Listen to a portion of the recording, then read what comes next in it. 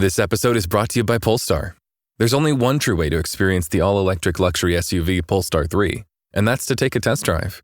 It can go from 0 to 60 in as little as 4.8 seconds with the dynamic handling of a sports car. But to truly understand how it commands the road, you need to be behind the wheel. Up to 350 miles of range, the 3D surround sound system by Bowers & Wilkins. It's all something you have to experience to believe. So book your test drive for Polestar 3 today at polestar.com. New Vitamin Water Zero Sugar Pineapple Passion Fruit is packed with vitamins. Just like the amount of peas we packed in that sentence. It's packed like your tote bag. The one you stole from your ex. Or your overpriced half-a-studio apartment. Or extra rushed rush hour traffic. Packed like your calendar. Triple booked at 5, of course. Grab a Vitamin Water. Did we mention it's packed with vitamins? This podcast is part of the Robots Radio Rocket Club, a program designed to help all podcasts reach their full potential. For information about joining the Robots Radio Rocket Club, check out robotsradio.net. Welcome to the Gundam Lorecast, where we take a deep dive into the Mobile Suit Gundam series, such as the multiple timelines, mobile suits, characters, and so much more. Welcome back, pilots, to another episode of the Gundam Lorecast. I'm one of your hosts, Brandon, or also known as Ben of Temeria, and always with me is my good friend, Jesse. How's it going, everybody? And today we are bringing you another fan favorite mobile suit from the series, and that is Deathscythe and Deathscythe Hell, which is great. And you know, if you were in the U.S. growing up around Gundam Wing, you'll notice that certain model kits weren't around, which we'll go over that towards the end of the original Deathscythe. Or it might have been Deathscythe Health. I can't remember which one. But it was Hell. It was a Hell? Okay, I can't remember which one. I think it might have been both, though. I wouldn't be surprised, but I know Hell was because it had Hell in the name. Yeah, fair. That's true. So, the XXXG01D Gundam Deathscythe, aka Deathscythe or Gundam 02, is the second of the 5 Gundams sent to Earth from the space colonies in New Mobile Report Gundam Wing. It was piloted by Duo Maxwell. And I keep forgetting that the full name of Gundam Wing is New Mobile Report. Because, like... It's weird. Was it here, though? Because I feel like when I just opened it to rewatch, it said Mobile Suit Gundam Wing. So I'm wondering if that's, like, the official old one. Let's see. In a Cartoon Network's Toonami program, the successor to Mobile Fighter G Gundam. Fun fact, I think Wing came out here first, and then they brought out G Gundam here. I don't remember. The first Gundam series to be broadcast on American television. Yeah. Let's see here. It might be in the notes and trivia on Gundam Wing as a whole, maybe? Maybe not. Mobile Suit. Yeah, it keeps saying Mobile Suit Gundam Wing, so it might have been.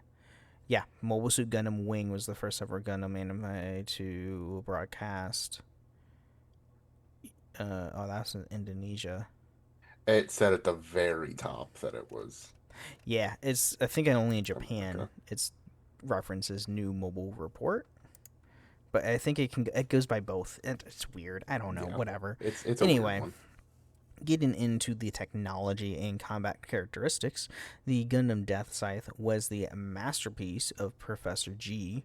It was the outstanding stealth capabilities, the pair of hyper jammers mounted on the backpack that prevented the Gundam from showing up on radar and visual sensors, rendering it invisible to most electronics. This allowed it to sneak into the facilities and even right up to enemy units without being detected. With the highest speed amongst the original 5 Gundams, the Gundam Deathscythe's battle style revolves around approaching the enemies rapidly, striking, and then retreating. So very big on like guerrilla tactics. Yeah. And it was essentially hit and runs. Duo is a real cocky little shit too. Oh my god, yes, he is. Oh my god, yeah, and he's also one of the like he's one of the only ones with like actual head, like a head on his shoulders.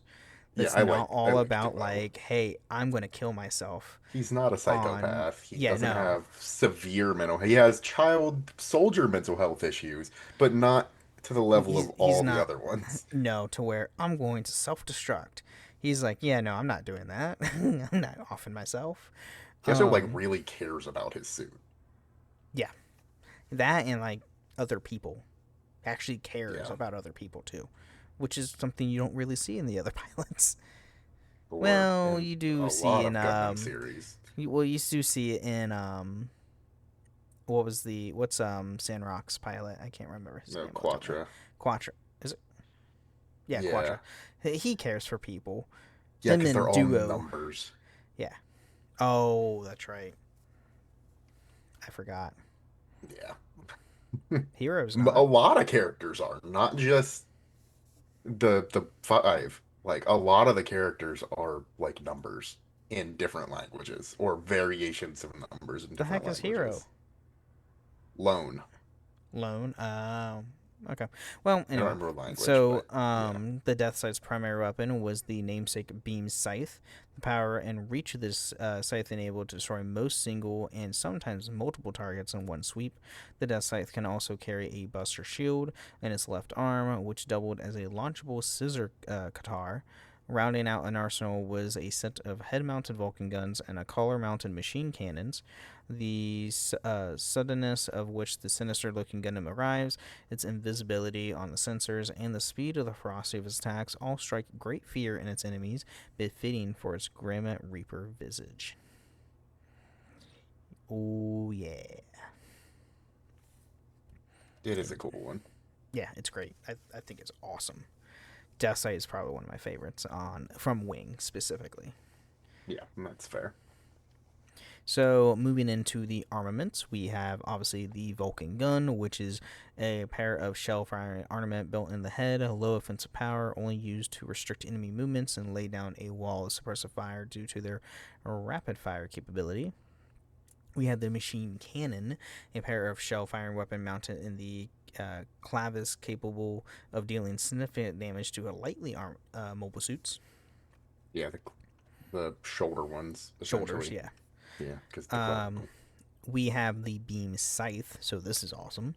So the powerful close-range beam weapon that can cleave through any armor and even capable of operating underwater. The heat and powerful magnetic field it produces can be begin and distinguishable the target even as the beam blade approaches. Or disintegrate the target, even the beam blade approaches. A piston at the rear of the scythe head is capable of pivoting the beam emitter up to 90 degrees, and the beam emitted to take on other shapes besides that of a scythe blade.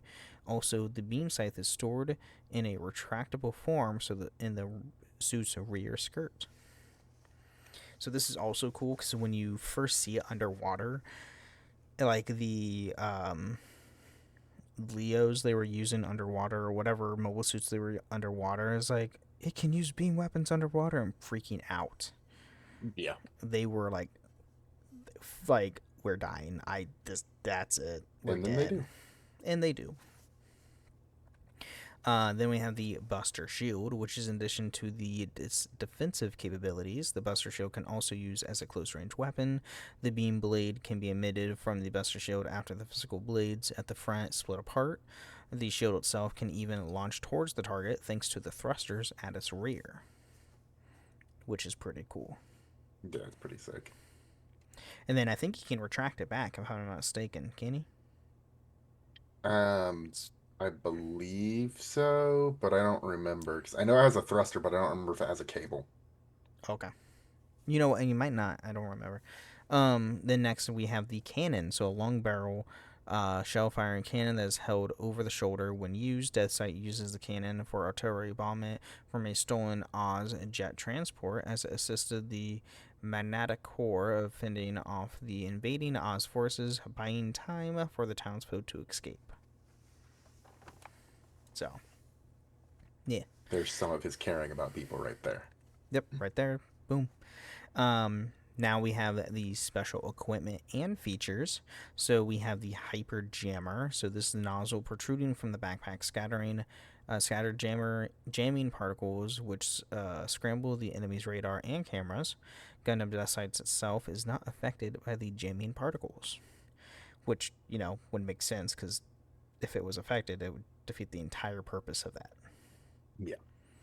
So, next we have the self-destruct system, much like all 5 Gundams have. The Gundam Deathscythe was built with a self-destruct, which could the pilot choose to remote detonate in place within the cockpit, and if desired solution arrives, the pilot can destroy the mobile suit. The system was designed to overload its power systems and have enough explosive power to destroy several city blocks. It's a last option tactic if the pilot is incapable of protecting the mobile suit while not allowing it to fall into enemy hands. It can also be used as one large explosive device to eradicate large targets. Yeah. Which, if I don't recall, I don't think Duo ever activate his? I don't think I he don't did. think he did. I think it gets destroyed, but not by the self-destruct, if I remember right. I think. Because doesn't Troa destroy it? Oh, you're right. Which we're about to get into, actually, funny enough. So it's history. So the Gundam Deathscythe was designed and constructed by the Professor G at a secret facility somewhere on the L2 colony cluster. One of many who worked on the Gundam was Duo Maxwell, an orphan boy who later to go on to pilot the suit. Once Duo heard about the details of Operation Meteor, however, he became determined to destroy the suit. He was foiled in his attempts by Professor G, who refused to let him destroy such a work of art. Instead, the professor would let him steal, quote-unquote, the suit and leave for Earth. Duo would use this Deathscythe to destroy only Oz and the United Earth Sphere Alliance facilities. Because he's not a maniac. Yeah. He takes it specifically to help people. He actually had a purpose. Mm-hmm. And then not long after the Gundam pilots returned to space, Duo and his Deathscythe battled several Oz Taurus mobile dolls, with Duo underestimating the combat capability of the mobile dolls and the Deathscythe being unsuitable for space combat as it was designed for ground warfare. He and his Gundam were no match for the enemy forces and were both captured.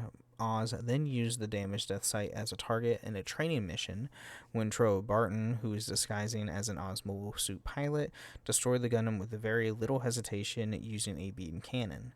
The wrecked Deathscythe was later rebuilt and upgraded by the 5 Gundam scientists into the Deathscythe Hell. I remember this. Because it was Troa and Hiro were both Hiro wasn't undercover, Troa was.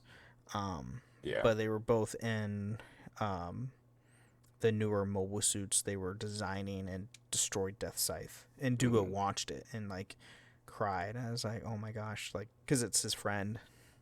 Yeah. He used it as it was his partner. So. And then we do actually have a few variants, which threw me off. So we have Gundam Crazy Beast. So they are technically variants of it, but they're what the really hell is this? Just from a concept. Oh, okay. So it is from Bomb Comic Variations. All 3 of them are from that. Okay, this one's freaking looky. What in Crazy the Beast world? is just excessive. Nightmare Centaur is a different kind of excessive. And Dark Angel is the least excessive. Okay, the Centaur one literally just looks like freaking Zeus Gundam from G Fighter. Yeah, I was gonna go with Barbatoros, but that's probably better. Yeah, that works too. And then Dark Angel, it looks just like a. Yeah, that just looks like it looks like Deathscythe with extra skulls. Yeah. Okay. That's cool. And that's Deathscythe. Hell, that has a variant from GB4. And then notes and trivia on Deathscythe. So the initial design of the Gundam Deathscythe follows the nationality trend from Mobile Fighter G Gundam. Gundam Deathscythe's design was European, featuring a scythe from a solid blade bearing dragon-like decorations and used a large shield that resembles a coffin. It kind of does. Yeah, it does. And the cannon used by Gundam Deathscythe in Episode 11 is one of the Gundam's long-range weapons in Mobile Suit Gundam Online video game.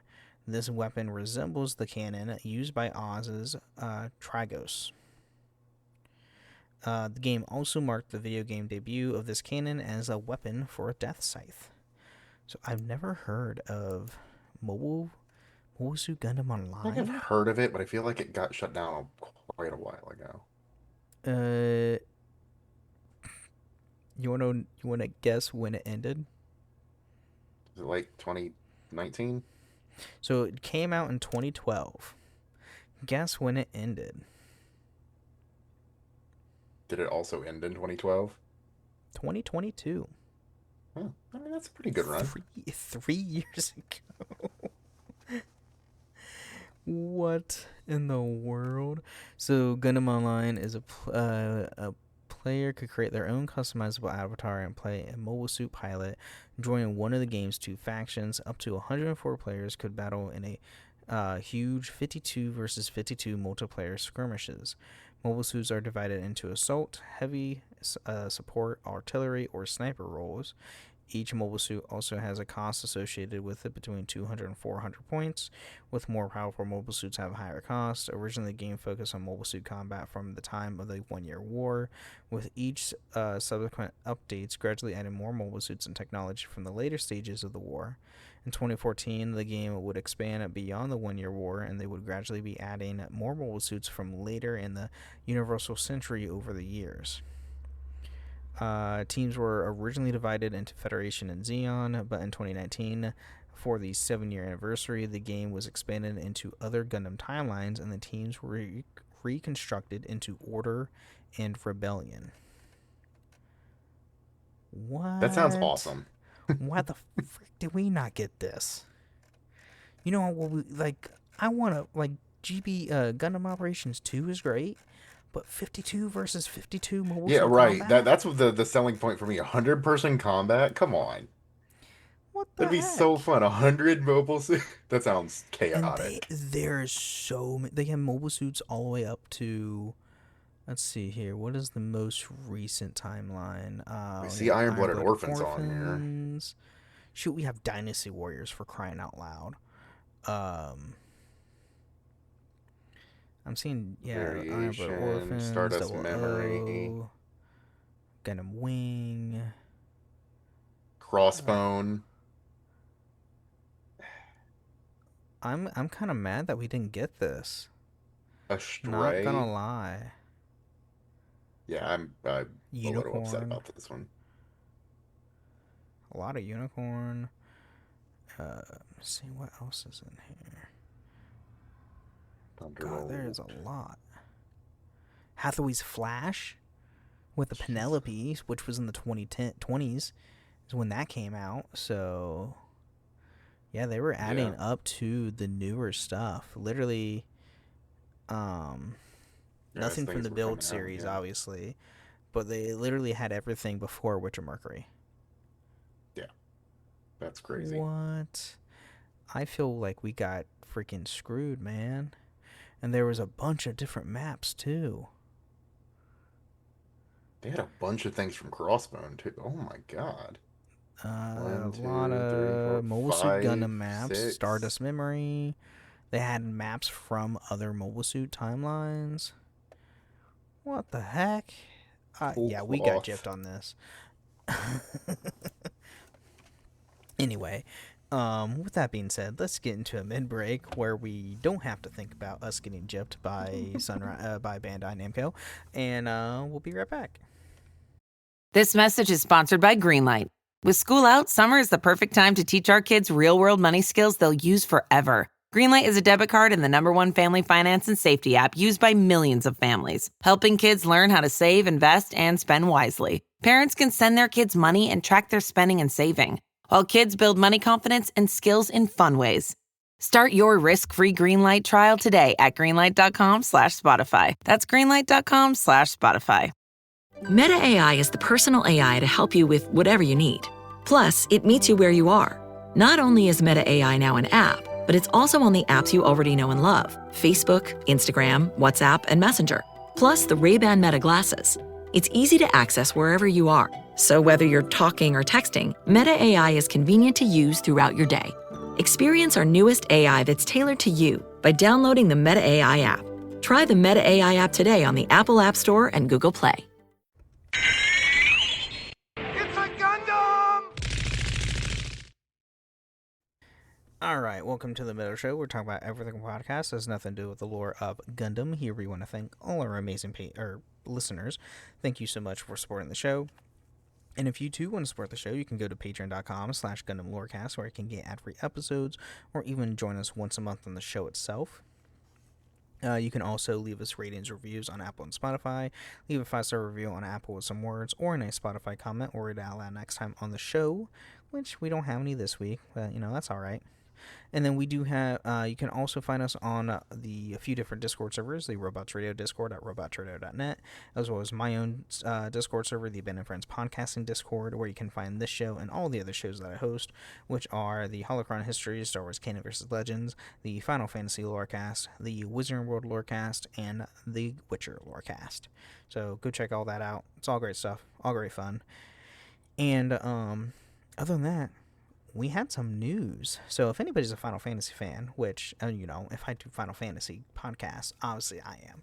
So at Anime Expo, they had Yoshi P as a guest of honor. During his panel, which was not about Final Fantasy 14 or 16, it was him talking about how he got in the industry and like what inspired him to do some changes or add things into Final Fantasy or any of his works. And funny enough, he brings up Gundam, which is awesome. And I guess he was a big fan of the Zaku's, and he really he said that he begged his dad to get him a Zaku Gunpla kit, and what he got was a Zak, which looks nothing like a Zaku. Like I was telling my last co-host Kodojo on Star Wars, like we were recording Star Wars, and it's like I would understand if it was a goof, because a goof looks, and goofs and Zaku's look very similar to each other, but a Zak, it's so chunky. Like looks nothing like a Zaku. It's green like a Zaku. That's all I got for him. I can't defend it any more than that. Yeah. Wait, am I thinking the wrong one? Oh, it is that one. Okay, yeah, he got the Zak. Which like, oof.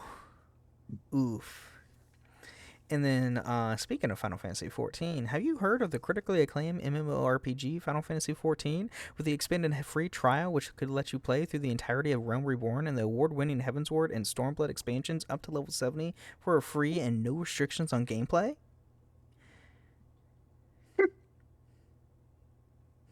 Meme is always funny. That. And by the way, I sped through that with no hiccups. Fantastic. That's impressive for myself. I will be putting that in on almost all of my podcasts now, just as a meme. I love it. Oh, my Final Fantasy listeners are going to get a kick out of that this week. Oh my god. All right, here's Ben talking about 14 again. Got that right. Anyway,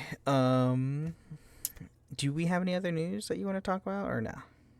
There wasn't really anything on Gundam Info, sadly. The only thing I saw on Gundam Info is if you live in Hong Kong, or if you are traveling to Hong Kong, I'm jealous of you for the Gundam Wing KFC Hong Kong collab. But other than that, I got nothing else. That's fair. Yeah, I know. It's jealous. Dumb. I am jealous that they are doing the USA tour for Gundam Base right now, and they have the Gundam Wing statue this time around, and not the RX-78. Yeah. It's like, oh, I see how it is. I see. Yes. And it's not coming to where we are, sadly. No. It's on the freaking West Coast. But anyway, though, hey, we might get it next year. You never know. We never know. We're gonna pray. Huh? We're gonna pray. Yeah, I mean, it was in Louisville last month, and that was the closest it's gonna get. Yeah. Which sucks. Anyway, it's gonna be Grand Rapids, Michigan in September. Oh, but I don't want to go to Grand Rapids. I don't either, but that's I don't drivable. It is drivable. It's more drivable for me than you. Yeah. But yeah, let's get back into Deathscythe, but specifically Deathscythe Hell.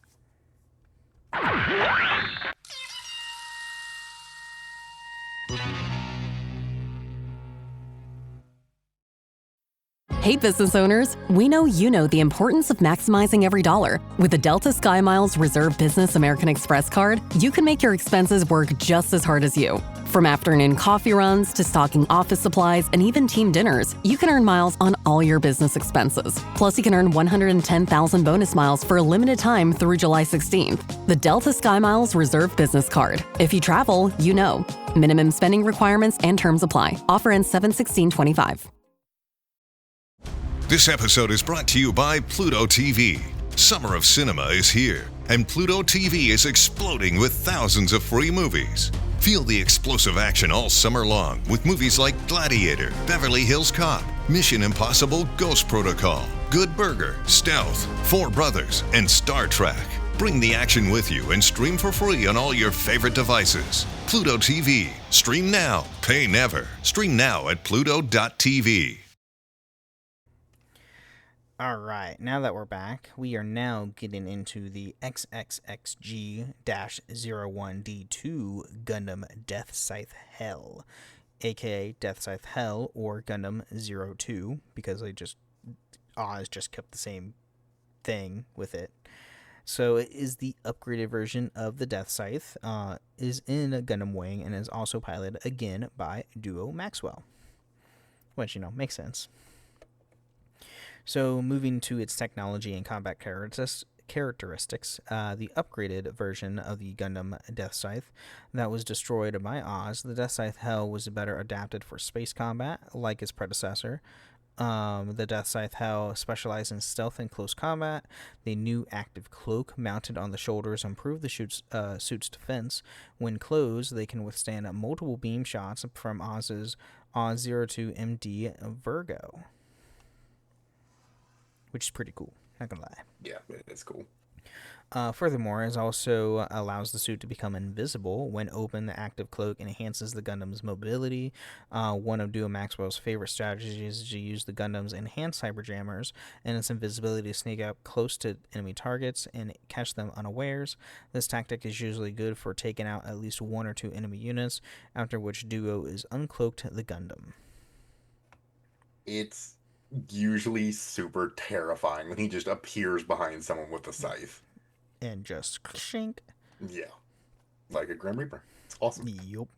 So the Deathscythe Hell primary weapon is the Twin Beam Scythe, an upgraded version of its predecessor's Beam Scythe, and is equipped with a second Beam Scythe blade and a small rocket engine on the end, giving it a greater reach and power. The Deathscythe Hell's secondary weapon is the Buster Shield on the left forearm, which can be deployed as a projectile weapon. Like the original Deathscythes, the Buster Shield can also emit a beam blade. Lastly, the Deathscythe Hell retains the Deathscythe's head-mounted Vulcan guns, and the clavicle-mounted machine guns were removed. So it doesn't have the shoulder machine guns anymore. So getting into those armaments more specifically, so obviously the Vulcan gun, just like the original Deathscythe, they use to restrict enemy movements and lay down wall of suppressive fire. Pretty standard there.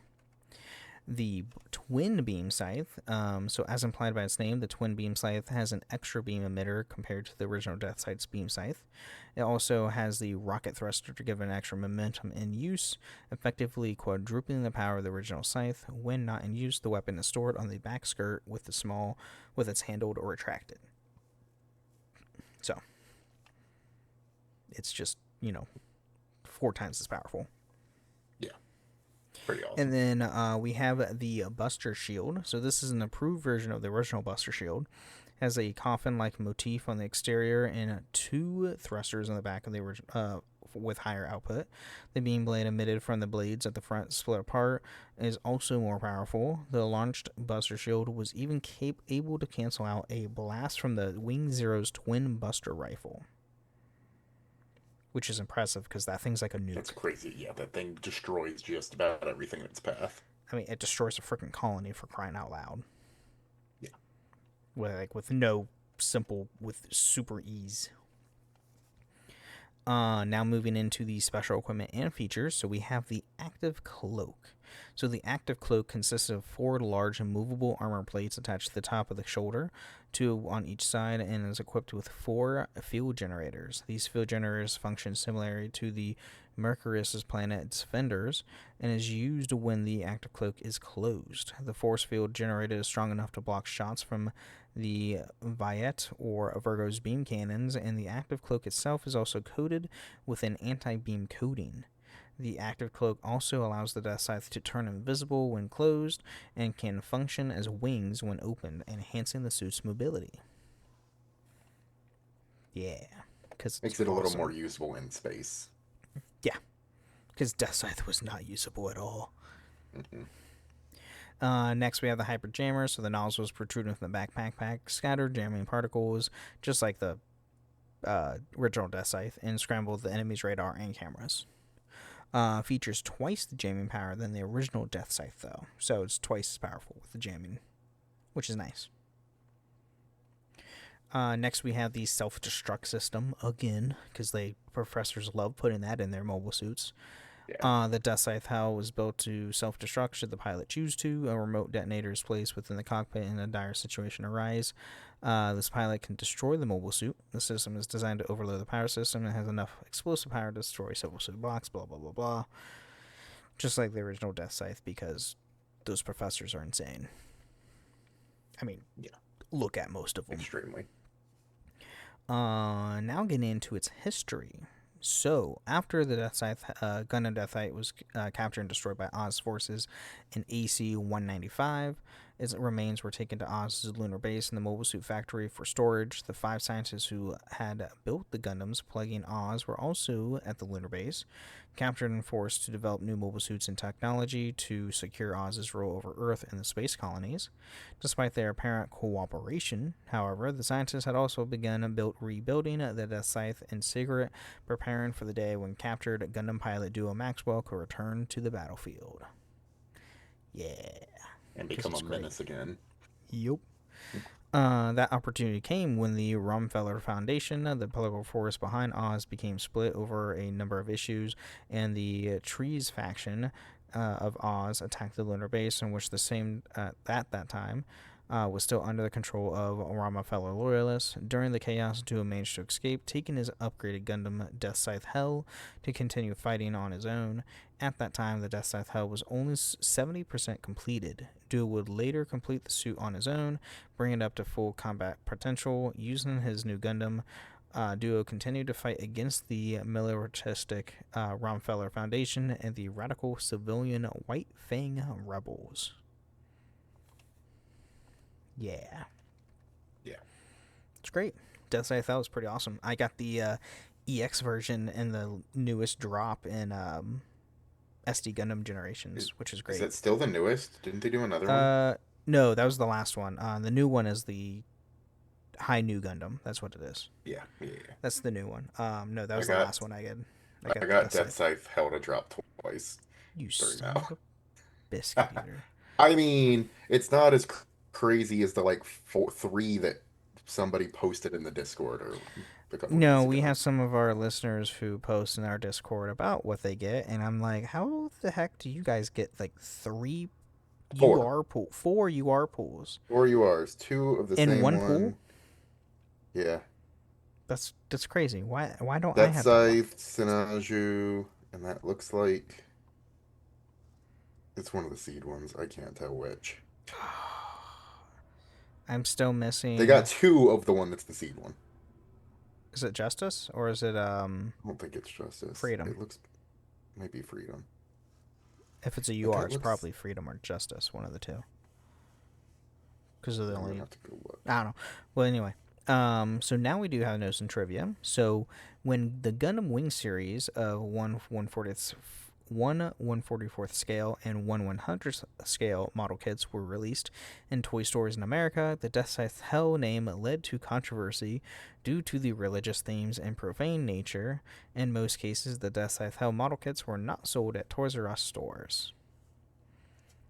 Yeah, because the 90s were a thing in the US where everything's like, if it's religious related, we can't sell it. Crazy. Didn't like that. Not at all.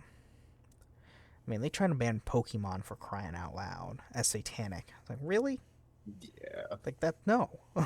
just no. Ridiculous. It's just Japanese. So in the game Super Robot Wars 64 for Nintendo 64, Deathscythe Hell Custom was obtained simply by fully upgrading the Deathscythe Hell. However, there is no Endless Waltz storyline in the game, because the custom version is only an Endless Waltz. Yeah. I'll say they got 2 copies of Force Impulse. That's what it is. A Force Impulse. Okay. Oh, man, I don't have that one. And then in some Super Robot Wars series, the Deathscythe Hell will not be hit by missile attacks thanks to its Hyperjammer's ECM suit ability, which is pretty cool. And there's also in GB4, the main antagonist of the game uses a custom Deathscythe Hell as well. So if you didn't notice, like his head unit and his wings were Deathscythe Hell, and everything else was like based off Sandrock and some like other Gundam Wing series suits. What was his name? Chaos. Chaos was his name. GB4. Wait. Chaos. I spelled chaos completely wrong. Oh, do I not? Like... Weren't the... What is it? Like the 4 Kings or whatever? Suits. Yeah. No, they don't talk about it. Oh, MG... What is Chaos? They don't... There's not a place that actually tells you what he uses. That's BS. Anyway, like, he uses a custom, like, a bunch of different Gundam Wing series, but notably the backpack is from Deathscythe Hell, and I think the head might be too. I think the head's Chaos Gundam, because it's like slightly different. But the backpack is definitely Deathscythe Hell. Yeah. So. But yeah, that's all I got on Deathscythe and Deathscythe Hell. So, fun stuff. If you like Gundam Wing, you know, it is this 30th anniversary year, so, which is great. It's been great, for sure. But, do you have anything else for the show? Any fun tidbits or anything? I don't think I have anything else right now. Alright.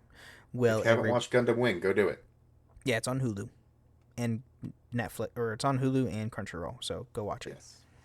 Endless Waltz is also on Crunchyroll. Yeah, which I don't think the dub is. It is English dubbed on Hulu, though. So if you go on Hulu, you can watch the English dub. And the dub's not bad. No, most Gundam animes aren't bad dubbed. Just saying. Unless you're Build Fighters and Build Fighters Try. The dub's bad in that. Talk about that. But anyway, everybody, thank you again for listening to the Gundam Lorecast, and remember, pilots, stay safe out there. Thank you for listening to the Gundam Lorecast. You can find us on the Robots Radio Discord at robotsradio.net, the Ben and Friends podcasting Discord, where you can share how you got into the Gundam series, and you can even find us on Twitter at Gundam Lorecast, and even email us at gundamlorecast@outlook.com.